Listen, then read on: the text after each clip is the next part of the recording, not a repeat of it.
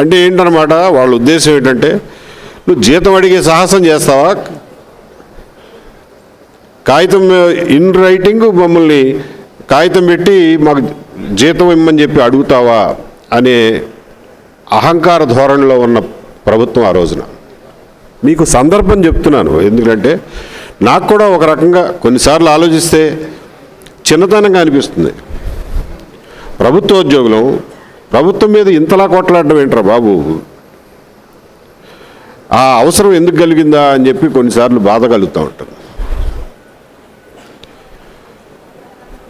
Suspend చేశాడు, సరే suspend చేస్తే దాంట్లో ఏం కాగితం ఉందో అది ఒక అధికారిక ప్రాసెస్. సస్పెండ్ చేస్తారే బాబు నీ మీద ఈ అభియోగాలు అనేది చెప్పాలి. ఏమీ చెప్పకుండా 2 ముక్కల్లో you are placed under suspension. నన్ను ఎందుకు సస్పెండ్ చేశారో తెలుసుకోవడానికి నేను కోర్టుకు పోవాల్సి వచ్చింది. కారణాలు చెప్పండి రా బాబు అని. ఇది ఒక పక్కన నలుగుతూ ఉండగా బయట రాజకీయ వాతావరణంలో చూసాం మనందరం. ఒక తుచ్చుడు, వాడు కుర్చీలో కూర్చునే కుర్చీ కాలి గోటికి కూడా సరిపోని తుచ్చుడు కరోనా కాదు ఇది కమ్మరోనా అంటాడు.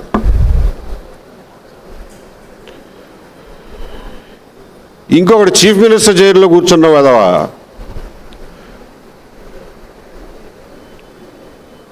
ఎలక్షన్ కమిషనర్కి కులాన్ని ఆపాదించి ఆయన నిర్ణయాన్ని కులానికి అంటగడతాడు. మళ్ళీ వాడే అదే నోటితో వ్యాక్సిన్ కనిపెడితే ఆ వ్యాక్సిన్కి కూడా కులాన్ని అంటగడతాడు. ఒక క్రికెటర్ని తీసుకొచ్చి నాకు సెలక్షన్ రావడానికి కమ్మోడు కారణం, వాడు సెలెక్టర్గా ఉండటం వల్ల నేను టెస్ట్ సిరీస్గా ఆడలేకపోయానని చెప్పి వాడితో చెప్పిస్తాడు. Which is completely false. అందులో ఏమన్నా నిజం ఉంటే అనుకోవచ్చు, విచ్ ఈస్ కంప్లీట్లీ ఫాల్స్. ఆ వాతావరణంలో మనం ఆ రోజున బ్రతికాం.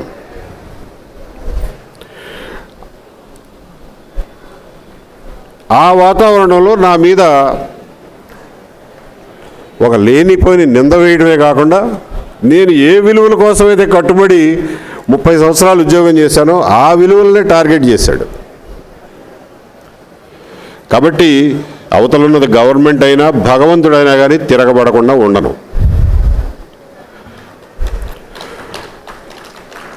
ఆ పరిస్థితుల్లో తిరగబడాల్సి వచ్చింది. నాకున్న ఒకే ఒక మార్గం కోర్టు, న్యాయ ప్రక్రియ. కాబట్టి దాని ద్వారానే పోయాను. మా లాయర్లు మంచితనం, వాళ్ళు పడిన కష్టం వల్ల నా వాదన చెప్పుకోవడానికి వీలు పడింది. న్యాయస్థానాలు ఎంతో కొంత పనిచేస్తున్నాయి కాబట్టి నేను ఒక న్యాయస్థానం తర్వాత ఒక న్యాయస్థానంలో గెలుచుకుంటూ పోయాను. వాళ్ళు అప్పీల్ చేసుకుంటూ పోయారు. రోజుకి 50 లక్షలు ఇచ్చి లాయర్లను పెట్టి గవర్నమెంట్ తరఫున వాదనలు చేసేంత ఖర్చు పెట్టారు. సరే, అదొక సుదీర్ఘ పోరాటం అనుకోండి. నేను ఇదంతా ఎందుకు చెప్తున్నానంటే నన్ను చూసి ప్రతివాడు గవర్నమెంట్ మీద కొట్లాడమని ఆ ఇన్స్పిరేషన్ తీసుకోకండి. కానీ ఒక వాతావరణంలో ఒక పర్టికులర్ వాతావరణంలో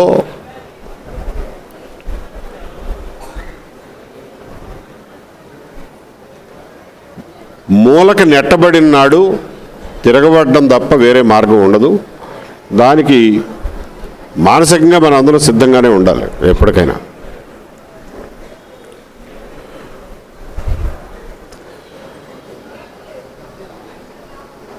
కమ్మ వాళ్ళని పేరు పెట్టి, కులం పేరు పెట్టి టార్గెట్ చేసి యుద్ధం ప్రకటించి అన్ని రంగాల్లోనూ, వ్యాపార రంగాల కాడి నుంచి ఉద్యోగ రంగాల దగ్గర నుంచి అన్ని రంగాల్లోనూ అణగదొక్కడానికి బహిరంగంగా నిస్సిగ్గుగా యుద్ధం చేసే పరిస్థితుల్లో కమ్మవారు కూడా వారికి తోచినంత స్థాయిలో వాళ్ళు ఎదురు తిరిగారు, నిల్చున్నారు. నేను ఒక్కడే కాదు, ఎంతోమంది ఆ సవాల్ని స్వీకరించి ముందుకు నడిచారు. వాళ్ళందరి ఆవేదనని మనం మర్చిపోకూడదు. బయటపడకుండా లోపల పడినటువంటి ఆవేదనలు కూడా మనం మర్చిపోకూడదు. ఇంకొక విషయం చెప్పదలుచుకున్నది ఏంటంటే, నేను 30 ఏళ్లలో ఎప్పుడు పెద్ద అప్పట్లో జరిగేవి కూడా కాదు, అవకాశాలు లేవు, నన్ను ఎవరో పిలిచేవాళ్ళు కూడా కాదు. ఈ కమ్మవారి ఆత్మీయ సమావేశాలకు వెళ్ళడం నాకు ఎప్పుడూ అలవాట్లేదు, ఏనాడు వెళ్ళా. కానీ గత 5 సంవత్సరాల్లో వాళ్ళు సృష్టించినటువంటి వాతావరణంలో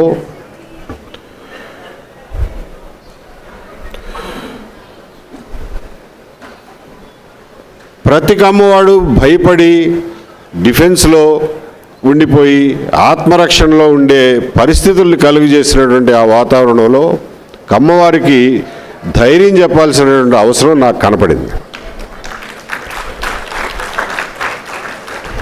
ఏం భయపడకండి, ఇది వచ్చిపోయే మేఘాలే తప్ప ఇది పర్మనెంట్ కాదు, నిలబడి ఉండండి, ఫైట్ చేయండి చేతనైనంత వరకు, దీన్ని మనం తట్టుకోగలం, దీన్ని అధిగమించగలం అనే ధైర్యం చెప్పాల్సిన అవసరం నాకు ఒక సాటి కమ్మాడిగా, ఒక సాటి మనిషిగా నాకు అవసరం అనిపించింది.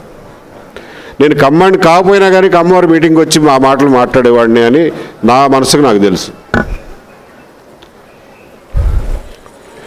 ఏ రకంగా అయితే ఆ రోజున ఉన్నటువంటి ప్రభుత్వం, పాలకులు నన్ను ఒక దిష్టిబొమ్మలాగా నుంచోబెట్టి, చూసారా మాతో పెట్టుకుంటే వీడికి ఏం చేశామో అది జరుగుతుంది మీ అందరికీ అని చెప్పి మొత్తం పాలనా వ్యవస్థనే బెదిరించడానికి నన్ను ఒక దిష్టిబొమ్మలాగా ఉపయోగించుకోవడానికి చూశారో, అదే నేను అరే కమ్మోళ్ళతో పెట్టుకుంటే నీకు కూడా అంత ఈజీ ఏం కాదు అని చెప్పి చెప్పడం కోసం మీ అందరి దగ్గరికి వచ్చి మిమ్మల్ని ఇన్స్పైర్ చేయడానికి నేను నిర్ణయించుకున్నా. అందులో ఇది మంచా చెడా, ఇది ఒక పబ్లిక్ సర్వెంట్గా నేను ఒక కుల సంఘం మీటింగ్కి వెళ్ళటం మంచిదా కాదా అనే మీమాంసకి నేను ఏనాడు గురికాల. I was very clear in my mind. నువ్వు వీళ్ళని టార్గెట్ చేసావు, నేను వీళ్ళకి తోడుగా నిలబడతా, వాళ్ళని నా చేతనైనంత వరకు నిలబెడతా, వాళ్ళని ఇన్స్పైర్ చేస్తా. నువ్వు నన్ను చూపించి మిగిలిన వాళ్ళని బెదిరించినట్లుగా ఎట్లయితే బెదిరిస్తున్నావో నేను పక్కన నుంచుని వీళ్ళకి ధైర్యం చెప్తా. సో బ్యాలెన్స్, నువ్వు చేసేది నువ్వు చేసుకో, నేను చేసేది నేను చేసుకుంటానని చెప్పి మీ మీటింగులకు రావడం జరిగింది. అంతకుముందు నేను ఎప్పుడూ సర్వీస్లో ఈ మీటింగులకు రాలా. సరే, ఆ తర్వాత ఎన్నికలు వచ్చినాయి. ఎన్నికల్లో ప్రతి కమ్మవాడు కొంతమంది ఒక 10-20% పక్కన పెట్టేస్తే కిలో వంకాయలు కొంటే 1-2 పుచ్చులు వస్తాయి. దాని గురించి వంకాయలు కొనడం మానం, తినడం మానం. కమ్మవారు అందరూ కూడా కలిసికట్టుగా దేశ విదేశాల్లో ఉన్న వాళ్ళందరూ కదిలి ఈ దుర్మార్గపు ప్రభుత్వానికి, ఈ రాక్షస ప్రభుత్వానికి, ఈ నియంతృత్వ ప్రభుత్వానికి ఎటువంటి సమాధానం చెప్పారో అన్నది మీ అందరికీ గుర్తుంది.